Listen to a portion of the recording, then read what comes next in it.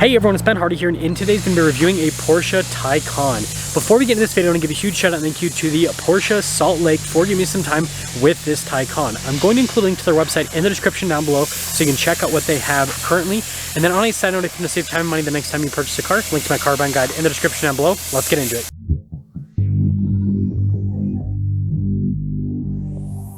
So starting off with the EV specs, we have a 93.4 kilowatt hour battery pack paired to a dual electric motor setup. This gives this 469 horsepower and an electric driving range of 242 miles. Now before we pop the frunk on this Taycan, I do want to mention if you want to see more videos just like this, then I recommend you subscribe because I post content every single day and, well, plop. And, well, being EV, that means we don't have an engine up front, and so we've got a front trunk here in the Taycan, which is pretty dang practical. And when it comes to overall front-end design, it has Porsche's signature design. The headlights definitely go for more of like a futuristic edge compared to normal Porsches, but I think it looks really good. Now coming on the side here, our tire and wheel setup is 245/45/20 in the front and then 285/40/20 in the rear. And then you guys can see with the wheels, they're actually mostly closed off for aerodynamic efficiency, but they still have an open look to them because of what they've done with the design. Now, the Taycan actually has a double charging port situation, so you have charging ports on either side of the car, and just to prove this,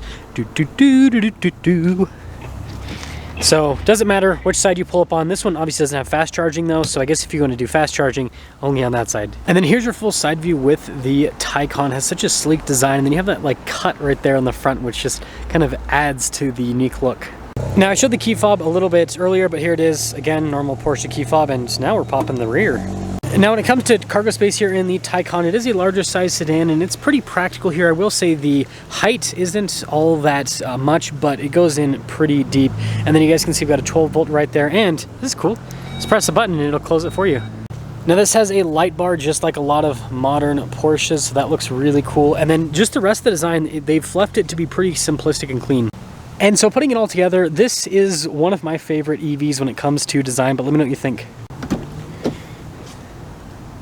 Now taking a look at the door panel, you guys can see really tight finish on everything, and then you got the stitching as well, and just looks fantastic. And then you've got some padding where you can rest your arm. And then taking a look at the seats themselves, perforated all down the center, and I like the two-tone design. Legroom back here is really solid. We also have some vents here in the center, and then you guys can see some more storage space here, and a cup holder armrest.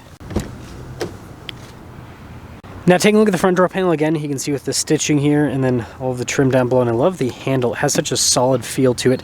All of our window controls here, mirror adjustments as well, and then you can see you've got memory seats and then blind spot monitoring with the mirrors.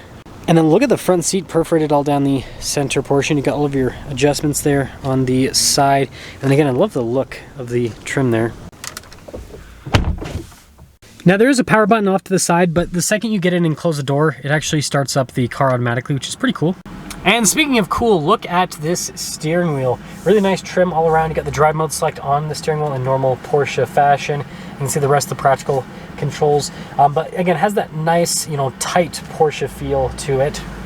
So here's our gauge cluster. It's a digital gauge cluster, but interestingly enough, it has the little screen action here on the side, which is definitely different also on the other side as well for like the suspension, for example. But overall, it has a very clean look.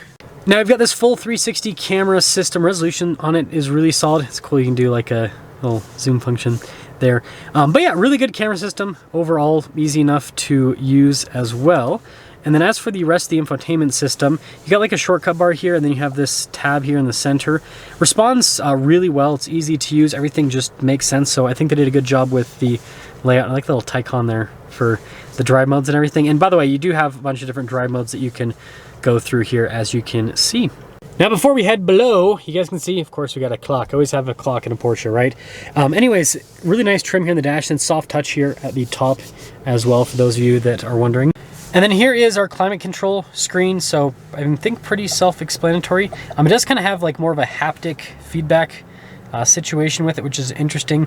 But this is more of like the general vehicle stuff, if that makes sense. So you can see like for the front trunk and the rear cargo space. And then there is storage. This is kind of a weird angle to try to film from underneath it. I love that it says Taycan, and then we have a little cup holder. Got another one right here. And then look at this like center console lid. It looks like it would not be able to, you got the line here, but it almost looks like it wouldn't be able to pick up, but you got the handle so that you can. So I don't know, I just think that it's kind of interesting with the layout. And then speaking of storage, we do have the glove box here as well. And then at the top, we do have this full glass roof, which is also pretty cool. So here's a window sticker for the Taycan. You guys can see the base MSRP and then the options on this particular one. Total MSRP, $123,140. And let's see how it drives.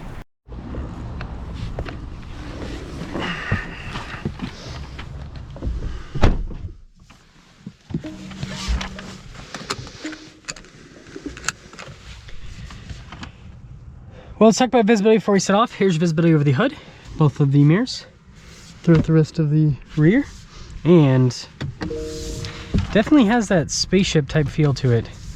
That is for sure. Ooh. I love the, this is weird to say, but I love the feel of this. It's not, it seems like it's more progressive than most electric cars. It's not annoying. Like so electric cars, like you get on it and sometimes it's too, sounds weird, but sometimes it's like too responsive with how the pedals modulate and everything. Whereas this, it feels like they've tuned it a lot better. Seats are really comfortable too. And this road's really bumpy here, so this will be a good test of the suspension. And it handles it really well, actually. That's quite impressive. Quite impressive indeed. So I think that's a big plus.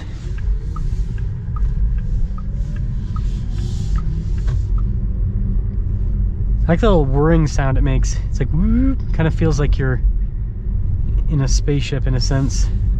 It's pretty cool. It's comfortable though. It's really comfortable. Like great daily driver, I would say. And it's quiet too, other than the little whirring you get. Like it's one of those cars where most of the sound you hear is from the interior, not the exterior, so I think they did a good job with that. It's always a big plus. It's just so comfortable. It's one of the things that I'm liking the most is just like smooth comfort feel that you get with this. So, I'm gonna pop into Sport Plus. Spaceship sounds got a little more aggressive there. Interesting. So we are in the Sport Plus mode. I like the sound it makes. It's cool. It's very cool. I like the progression of the brake pedal too. I think that's really good. So that's another positive with this. Got people going all over the place here, so we gotta watch out. Okay. It's pretty quick. It's pretty dang quick. It's not insane, but I mean, again, this is the base version. So they obviously have, you know, crazy versions like the Turbo S, for example. So it's impressive for what it is. But yeah, overall, ooh, let's see range mode. That's a 6 mile difference with range from normal to range mode. Interesting. But yeah, I think it's a great luxury car. It's comfortable. It has normal Porsche dynamics, so it does drive, like it has a sporty feel to it.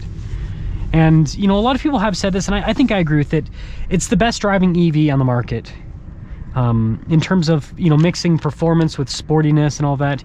The only downside, you know, is the range on it, right? So that's the only thing that really like limits this car, is it just doesn't have an insane range on it. But either way, let me know your thoughts on the Taycan, and let me know if you guys want to see more Taycan reviews, like on reviews on different packages.